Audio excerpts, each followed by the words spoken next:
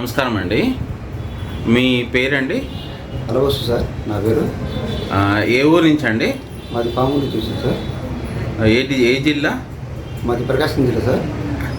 మీరు ఇక్కడికి ఎందుకు వచ్చారు?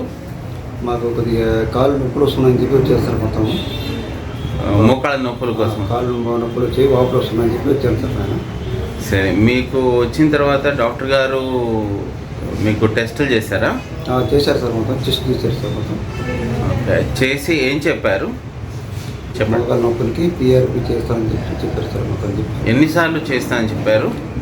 3 సార్లు చేయాలని చెప్పారు సార్. ఇప్పుడు ఎన్నోది ఇంజెక్షన్ మీరు తీసుకోండేది? ఇప్పుడు 2 చేసాం సార్.